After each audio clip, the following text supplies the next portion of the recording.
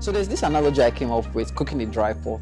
We all know that cooking entails having fire, having certain ingredients, water in the pot or the pan.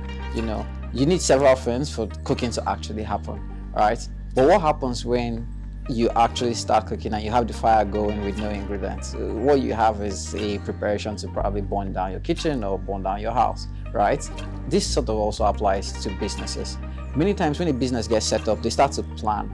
They spend a lot of time doing research that this is the market we are going to, these are the people we want to sell to, this is how much we plan to make. Everybody likes talking about how much they plan to make. Everybody likes talking about the potential for being the next big thing in the market. There's this expectation that you will succeed. So you start diving through it, you come up with a business plan, come up with your expense, your budget, your marketing, what you need, how much you probably want to get paid as you are building this thing.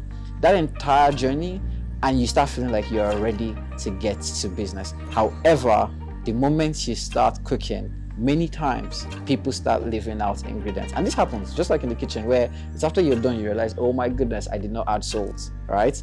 Now, what is the salt in your business? It's in the budget. It's in the budget. So let's talk about that a bit, right? Starting with setting key things. I remember one time when we were planning our own business and our budget, we had laid out everything we needed to thrive as a company. We had done research on the product, done research on the demographic, done research on the market, found out how much we were going to make, who our customers were, every segmentation we needed, and the money came.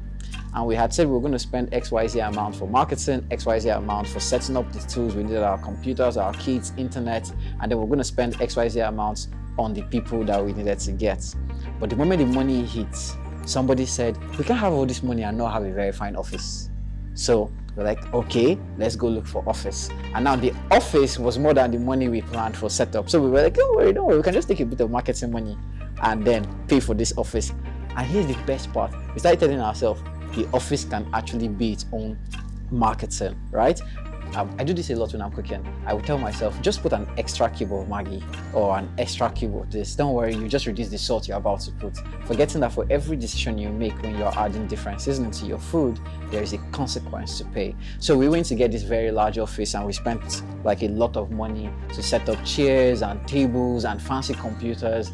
And by the time it came to hiring our team, we didn't even have enough money to get the best hands. So we started looking for people that we could manage. Who is going to manage 50K? Who is going to manage 70K? And there lied our journey to our downfall. It was when we started missing out key ingredients, and here we were cooking this product, but the pot was empty. There was no water, so we had this pot really burning, meaning there was energy. We knew what we wanted to do, but was that the ingredient we needed? We did not have that. And obviously that was a huge recipe for disaster. What am I saying in essence? For every business that you try to build, for every research that you have done, for everything that you've plotted out, it is very critical that you ask yourself, what are all the necessary ingredients to get started up, to get set up? How much do I need for marketing? How much can the product sell itself? Do I necessarily need to buy a particular computer to get this done? You see, your budget is so critical, and leaving it to assumption is a very terrible thing to do. Or maybe when you finally see the money, you get distracted about what the plan really is. I think the worst part is even miscellaneous. People assume that miscellaneous means in case something happens. No, miscellaneous is not in case something happens. Miscellaneous is, we intend to buy this chair for 50,000. However, let us prepare an extra 20,000 because the market is constantly changing. So it is not money kept for something that may happen that you do not know about. It's money kept for something that could change what you already know, and not what you know nothing about. You see, by putting that thing in place, you are setting yourself right to cook an amazing meal, because every ingredient is put in the exact proportion that you planned it to be in the first place. If you've enjoyed watching this video and you like more content like this, please feel free to click the subscribe button anywhere here, and I'll see you in the next video. Bye.